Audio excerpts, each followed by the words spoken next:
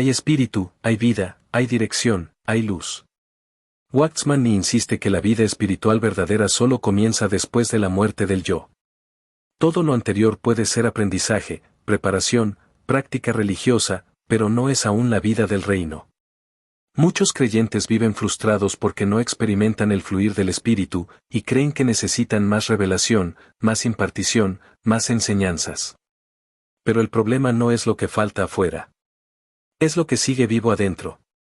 Waxman enseña que el obstáculo más grande para el crecimiento espiritual no está en el diablo, ni en el mundo, sino en nosotros mismos.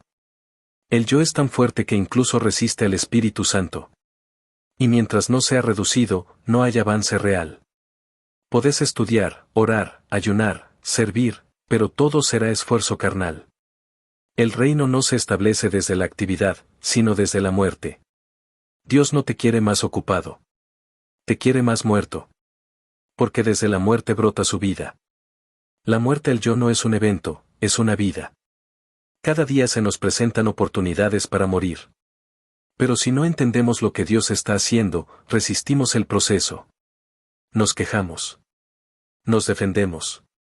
Nos explicamos. Nos justificamos. Y en ese momento, el yo se fortalece. Pero si en cambio decimos amén, aunque no entendamos, el yo cede. Cuando perdonamos sin tener ganas. Cuando callamos cuando queremos hablar. Cuando bendecimos a quien nos hirió. Cuando servimos sin ser vistos. En esas cosas pequeñas, la cruz opera. Y el yo pierde fuerza. Waxman lo describe como una reducción progresiva del alma, hasta que el espíritu pueda gobernar. Ese gobierno del espíritu no se parece a lo que muchos imaginan. No es estar flotando en experiencias místicas. Es caminar con sobriedad. Es tener paz en medio del caos. Es saber cuándo hablar y cuándo callar. Es discernir sin juzgar. Es tener poder, pero usarlo con mansedumbre. Es vivir sin necesidad de ser afirmado. Es conocer la voluntad de Dios, aunque nadie más la vea. Ese tipo de vida solo puede brotar cuando el yo ha sido desplazado. Porque el yo siempre buscará su centro. Siempre buscará ser especial, necesario, protagonista. Pero el espíritu busca agradar al Padre, sin importar el costo. Cristo no puede manifestarse plenamente en alguien que aún vive desde el yo. Porque el yo busca su propia gloria, incluso en cosas santas. Waxman alerta que el yo es el peor usurpador de la gloria divina. Puede cantar para ser visto. Puede predicar para ser aplaudido. Puede servir para ser reconocido. Y todo eso, aunque sea para Dios, está contaminado. Y Dios no comparte su gloria con nadie. Por eso, su trato con nosotros es tan profundo. Porque Él no está construyendo un siervo útil. Está formando un hijo semejante a su hijo. Y eso solo ocurre cuando el yo deja de vivir, y Cristo empieza a reinar. El yo no muere solo con disciplina externa. No basta con sujetarse a una estructura, con cumplir reglas, con evitar lo malo. El yo puede obedecer por fuera y estar rebelde por dentro. Puede parecer sumiso, pero estar frustrado. Por eso la cruz no es conducta, es operación interior. Es la obra del Espíritu que va al fondo del alma y confronta nuestras verdaderas motivaciones. Nos muestra por qué hacemos lo que hacemos. Nos revela lo que realmente buscamos. Y cuando nos deja sin excusas, sin argumentos, sin defensa, entonces puede empezar a formar a Cristo en nosotros. Y esa formación no se nota al principio. Es silenciosa. Invisible. Pero transforma todo. Porque el alma que ha sido quebrada deja de luchar. Deja de controlar. Deja de competir. Vive en descanso. No pasividad, sino descanso. Porque ya no está impulsada por ansiedad, ni por ambición, ni por necesidad de afirmación. Vive desde el Espíritu. Y eso da fruto sin esfuerzo. Porque cuando el yo muere, el Espíritu vive. Y donde el Espíritu vive, el reino se establece. El yo, incluso cuando parece inofensivo, sigue siendo el mayor enemigo de la vida espiritual. No necesita cometer un pecado escandaloso para estorbar el obrar de Dios, basta con que siga vivo, tomando decisiones, eligiendo caminos, hablando sin ser enviado, interpretando lo espiritual con lógica humana.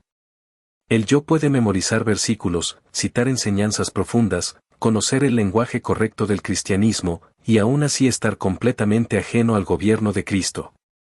Waxman advierte que el alma es capaz de construir estructuras religiosas que no tienen nada de espiritual, porque lo espiritual no es una forma, es una fuente. Todo lo que no brota del espíritu, aunque sea moralmente aceptable y religiosamente correcto, será considerado obra del yo. Y eso es algo que muchos no discernirán hasta que sea demasiado tarde. Cuando Jesús reprendió a Pedro en Mateo capítulo 16 versículo 23, lo hizo con palabras duras: «Quítate de delante de mí, Satanás. Me eres tropiezo, porque no pones la mira en las cosas de Dios, sino en las de los hombres». Es impactante pensar que ese reproche fue dirigido al mismo Pedro que momentos antes había recibido revelación divina al confesar: «Tú eres el Cristo, el Hijo del Dios viviente». ¿Qué ocurrió? ¿Cómo puede alguien pasar tan rápidamente de ser un canal de revelación a ser un tropiezo? Waxman señala que el problema no era Pedro como persona, sino Pedro como alma. Pedro no estaba en pecado, estaba actuando desde el yo. Su amor humano, su lógica natural, su buena intención eran obstáculos al propósito de Dios. Porque aunque amaba a Jesús, no comprendía la cruz. Y sin cruz, todo es tropiezo. Sin cruz, el alma, aunque sea sincera, se opone a Dios. Este es el mayor peligro de la vida cristiana: vivir una espiritualidad gobernada por el yo, emocional, impulsiva, centrada en uno mismo, aunque con lenguaje piadoso. Se puede orar desde el yo, ayunar desde el yo, servir desde el yo, e incluso sufrir desde el yo. Porque el alma es capaz de convertir todo en una plataforma para su autoexpresión. Pero eso no es vida espiritual. Eso es vida almática, vida que simula obediencia pero sigue siendo el yo en el trono.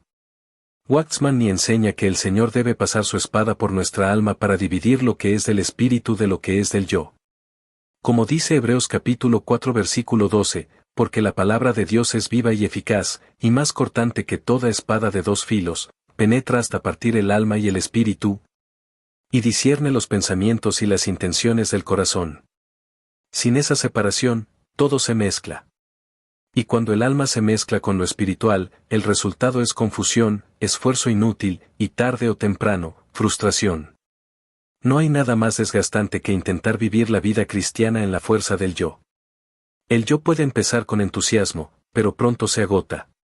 Puede aparentar fortaleza, pero no tiene raíz.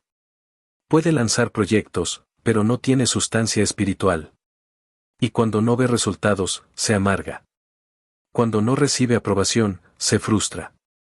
Cuando no entiende los caminos de Dios, se endurece. Por eso tantos creyentes viven en ciclos de fervor y cansancio, de gozo y desilusión, de servicio y resentimiento. Porque nunca fueron vaciados del yo. Nunca pasaron por el proceso de reducción del alma. Y sin eso, todo esfuerzo se convierte en peso. La cruz no solo quita cosas externas, va a la raíz. No viene a mejorar al creyente, viene a despojarlo. No a hacerlo más fuerte, sino más dependiente. No a empoderarlo, sino a reducirlo hasta que no quede más alternativa que la vida de Cristo. Waxman dice que la meta de Dios no es hacerte mejor versión de vos mismo, sino que dejes de vivir vos y viva Cristo en vos. Y eso no es una frase bonita, es una realidad brutal. Porque para que Cristo viva, vos tenés que morir. Y morir no significa ser derrotado. Significa ceder el trono.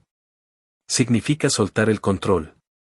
Significa aceptar que incluso tus mejores intenciones pueden estar contaminadas. Morir es confiar más en la obra de Dios que en tu capacidad de agradarlo.